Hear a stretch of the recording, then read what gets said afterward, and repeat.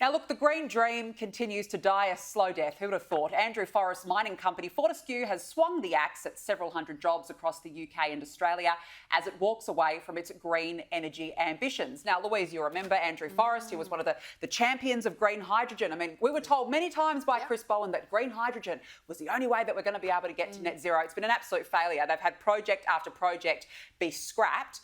But, you know, I just think that Andrew Forrest has backed the wrong horse from the beginning. What do you think? He has, and I think if one of Australia's richest men cannot make green manufacturing work, what hope is there for other businesses and also small businesses that have to get through this energy transition as well, which is going to cost them staff and revenue and profit as well. So, and he's saying that, you know, he's now saying it's senseless to compete with China, when I think we kind of knew that from the outset. Yes. There was not going to be any way he could compete with their manufacturing skill in this department. So what we have now is lots of people in the UK and Australia losing their jobs. Yeah, which is a shame. I mean, again, James, what does this say about this, you know, renewables only magic carpet ride that we're all on right now? Well, it's just gone so hard so quickly. I mean, for Andrew Forrest not to be able to get this off the ground really says that there's not a lot of business case, and then when reality meets dream, reality wins. And you just think, like, eventually green energy will overtake coal because new technology does replace old energy. But how far has it been set back by these constant failures at the moment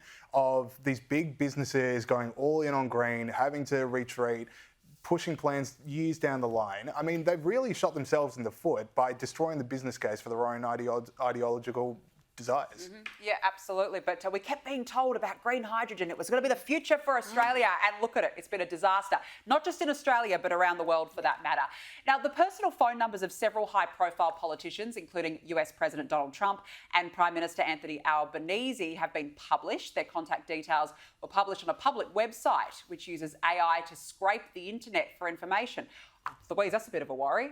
You know, the powers of AI, I like AI, don't get me wrong, but gee, it's unregulated to the point now where these sorts of private details are being scattered all over the internet. On foreign-owned websites as well. So our Prime Minister's number is on a foreign-owned website, and it does sort of show you the non-partisan nature of digital scraping. It doesn't matter what party you're in, everyone is vulnerable. So high-profile names today, the rest of us tomorrow, ordinary people tomorrow, who's going to, you know, we're already at high alert on hacking and having our information stolen, but the fact that our leaders, their information's out there, and you can hear his voicemail. I agree. I just to say it was Donald Trump Jr., but I mean, I just don't. I'm worried about this, James. I don't know about you, but I just think this sets the standard for what AI is capable of. And again, I like AI, but gee, it's scary. And here's the other thing. How many times have we been told in the last few years that the government just needs a little bit of data from us? It's just the most basic stuff. It's not going to be too invasive. We're going to keep it safe. They can't even keep Anthony Albanese's phone number safe. Yes. Now, you're telling me that my name, all that stuff we handed over in COVID, all that stuff we've handed over since, about where I live, you know, what my number is, what my name is, that's all safe, but apparently Albanese's isn't. I just, this is something we all need to remember when we're told, just give over a little bit of your privacy over to the government because they can keep it safe. It's not true. No, Big Brother is always watching. That's the problem. Now, look, we've got to end on this. Just finally, Sydney's Inner West and Willoughby councils have warned residents not to use spooky Halloween decorations like fake spider webs. The Inner West Council claims on its Facebook page that wildlife can ingest or get stuck in synthetic cobwebs, fishing line, plastic ropes, strings and balloons.